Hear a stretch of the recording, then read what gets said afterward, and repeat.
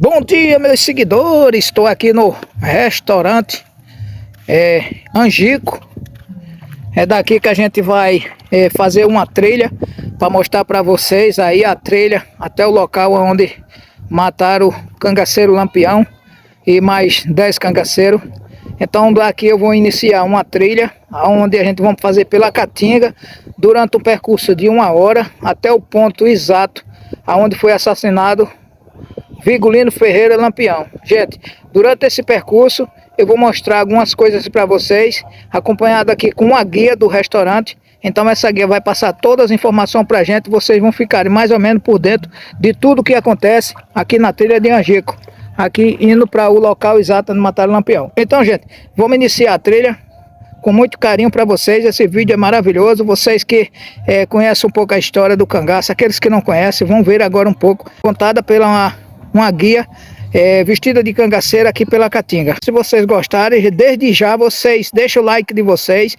Eu quero muito like nesse vídeo, porque a história vai ser muito boa. Então, gente, vamos fazer isso. Monta o like no vídeo e eu garanto a vocês que nós vamos ter uma história maravilhosa por incentiva José Waldo Pescador, aqui nas margens do Rio São Francisco, hoje fazendo a Rota do Cangaço pela Caatinga. Irmão do Pedro, do Valdir Cândido, que foi prefeito de Poço Redondo aqui por 2 vezes, e a sua mãe. Pedro residia no povoado Entre Montes, hoje conhecido como a capital dos bordados, e tinha também a sua família.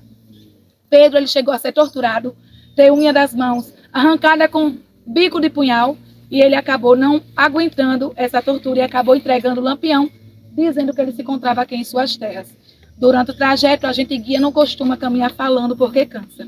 Teremos uma parada, a primeira parada, explanação de toda a história, da entrada de Lampião até a sua morte, aqui o assassinato dele no dia 28 de julho de 38, tá bom? E lá na grota, já fica pertinho dessa parada, a gente irá lá para vocês conhecerem, fotografar e a gente retorna. Tá bom, gente? Com relação a perguntas, curiosidade que vocês tenham, depois de todo o contexto, que eu finalizar, ficar alguma dúvida, pode perguntar, tá bom?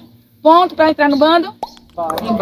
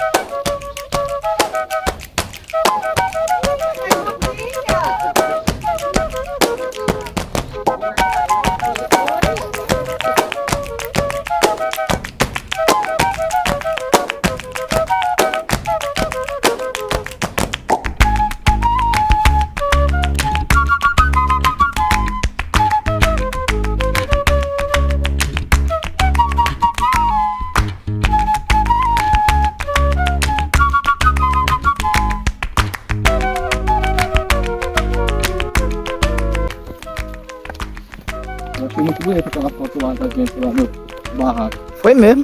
Então ficou ótimo, não ficou?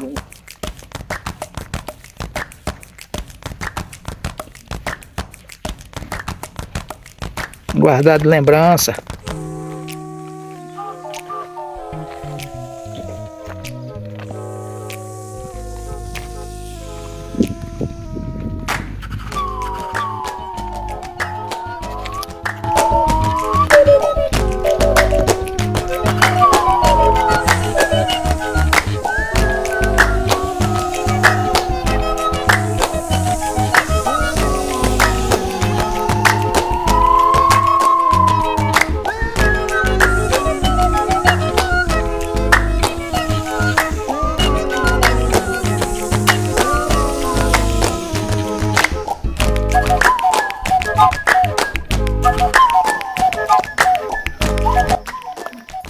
Mas na próxima vez eu vou fazer isso. Eu vou combinar com você pra gente fazer ela do outro lado. Vem de carro. Aí tem um ponto, deixa lá e vem.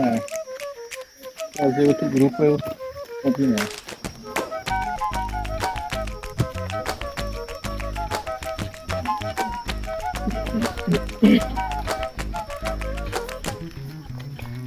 Aqui você não pegou ainda essa vegetação seca, sem folha. Tem período Não tem nada que contar. Acontece, porque eu digo que por aqui eu nunca vejo nada seco. Não, assim, já chegou a época das árvores mesmo, elas estão, principalmente as catingueiras, né, que dá nome da vegetação, que no caso são essas aqui. Aqui é a árvore bom nome. Aqui é joá. Quem já comeu joá não? Puxava? Eu não, que é o que é. não gosto muito.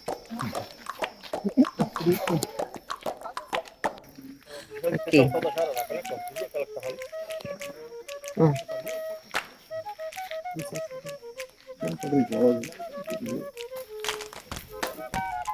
Placa com o nome dos 11 cangaceiros, 3 cruzes, 2. Uma de Lampião da Maria Bonita, né, simbolizando os dois, e outra do Adrião Pedro de Souza, a única volante que foi assassinada aqui. Porém, a morte dele foi fogo amigo. Na época, disseram que o Adrião Pedro de Souza tinha sido morto em combate. Mas, na verdade, na hora daqui da divisão, o tenente João Bezerra, né, do que encontraram aqui com os cangaceiros, 5 quilos de ouro, 1.000 contos de réis, que equivalia hoje a quase R$1 milhão, 20 libras esterlinas, além de joias. Então, na hora da divisão, o tenente João Bezerra, como diz a música do Luiz Gonzaga, um para mim, um para tu e um para eu, queria ficar com a maior parte. O Adrião não concordava. Já que veio todo mundo junto, tem que dividir por igual. Porém, acabaram discutindo os dois. O Adrião ameaçou contar coisas que sabia referente ao tenente e, com isso, ele acabou dando cabo no Adrião como queima de arquivo. Bom, gente, o nome de Lampião era Virgulino Ferreira da Silva. Ele nasceu no sítio Passagem das Pedras, em Vila Bela, atual Serra Talhada, Pernambuco. Ele nasceu no dia 7/7 de 1897. No dia 4/7 de 1897, mas só foi registrado no dia 7/7 de 1898. Era comum antigamente as pessoas nascerem, não eram logo registradas. E quando ia ser registrada, aquele dia, né, aquela data ali, aquele ano, era considerado como data de registro. E é essa data que a família Lampião considera como data de nascimento. Por questões de bodes e terras, a família teve que se mudar de Pernambuco para Matinha da Água Branca, onde fica hoje a cidade de Mata Grande, Alagoas. A mãe de Lampião, por todas essas questões, esses conflitos, acabou tendo mal súbito, resultando em sua morte. Lampião, como já conhecia Padre Cícero Romão Batista, pediu para que ele cuidasse das 4 irmãs. Eram 9 irmãos, 5 homens e 4 mulheres. E essas 4 mulheres, essas irmãs de Lampião, ficaram em Juazeiro, sendo cuidadas e amparadas pelo Padre Cícero Romão Batista. Eles ficaram morando em Matinha da Água Branca, onde hoje é a cidade de Mata Grande, Alagoas, em uma fazenda. O Zé Saturnino começou toda a confusão que ele tinha sede de ter aquela fazenda. A fazenda que era produtiva, só que o José Ferreira recusava vender pelo fato que era ele que tirava o sustento de sua família. Ele tem uma filha que era casada com João Nogueira. Esse João Nogueira era muito amigo de José Luceno Albuquerque Maranhão, que porém era o chefe de que a família Ferreira eram bandidos perigosos e a família Lampião começa a ser perseguida. José Luceno encontra Lampião e os irmãos não estavam no momento, só se encontrava João Ferreira. E é aí que o José Ferreira, ele acaba sendo assassinado pelo José Luceno. Lampião, quando chega com os irmãos e vê o pai morto, ele acaba ali jurando vingança. Mas ainda procurou a justiça. Mas era uma época em que a justiça estava sempre do lado de quem tinha poder e dinheiro. Então, as injustiças sofridas naquela época fez com que houvesse a necessidade desse movimento. Porque o cangaço, na verdade, já existia. Mas não era tão falado e não tão conhecido como foi com a entrada de Lampião. É um movimento que vem desde 1770, com o José Gomes, conhecido como Cabeleira. Depois vem outros percussores, como Jesuíno Brilhante, Antônio Silvino, Lucas Jafeira, Sabino, Senhor Pereira, até chegar em Virgulino Ferreira da Silva, vulgo Lampião. Lampião, então, se revolta e diz que sua casa seria seu chapéu. E ali era matar ou morrer. E entra no cangaço, no grupo do Senhor Pereira. Isso já no ano de 1920. Pelo fato de se destacar entre os demais cangaceiros, Senhor Pereira começa a se admirar daquele homem estrategista, inteligente. E é aí que ele acaba se ausentando devido à idade, alguns problemas de saúde, e deixa Lampião liderando o bando. No ano de 1921, já no ano seguinte, Lampião ele ganha a liderança do bando. E ainda foi no próprio bando do Senhor Pereira que ele recebeu o apelido de Lampião, pelo fato de atirar muito rápido, e o cano da arma saía fogo. Então, os próprios companheiros ali deram esse apelido a ele de Lampião. No ano de 1922, Lampião ficou sabendo da existência da baronesa Joana de Albuquerque, que morava em Água Branca. Antes de invadir qualquer cidade, Lampião mandava os bilhetes, né? Na época não existia o WhatsApp, para correr ser mais rápida. Mandava os bilhetes, sempre pedindo o que ele precisava. Porém, quando as pessoas se recusavam a mandar, ele ia lá buscar. Só que a baronesa ele acabou desafiando o Lampião. Lampião, quando mandou o bilhete para ela, no qual pedia mantimentos e munições, ela respondeu o bilhete, dizendo que tinha tudo o que ele queria, mas que ele fosse lá buscar. Ela mandou, Lampião foi. Só que antes também de invadir qualquer cidade, ele tinha estratégias. E lá em Água Branca, ele sempre começou a se enterrar em rede. Ele colocou um cangaceiro na rede, 2 cangaceiros carregando e os demais cangaceiros chorando. Só que com roupas normais. Né? Então as pessoas realmente acreditaram que ali fosse um enterro, ficaram admirados no cortejo que passava e com respeito também que tinham os lutados.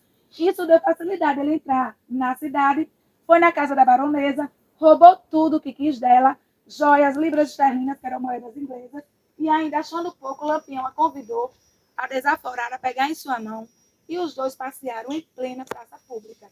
Essa ousadia do Lampião e esse grande ataque foi aí que deu auge ao rei do cangaço. Foi manchete de jornais importantes na época aqui na região Nordeste. E é aí que ele começa a ser falado, admirado e também odiado. Ganhando fama aí o rei do cangaço. Os cordelistas começam a falar daquele homem que não temia ninguém, a ousadia que Lampião tinha. E é aí que ele começa a ganhar fama. Já no ano de 1926, a pedido do padre Cícero Romão Batista, Lampião foi até Crato, no Ceará. Recebeu das mãos do próprio padre Cícero a patente de capitão para combater a Coluna Prestes, movimento comunista liderado por Luiz Carlos Prestes.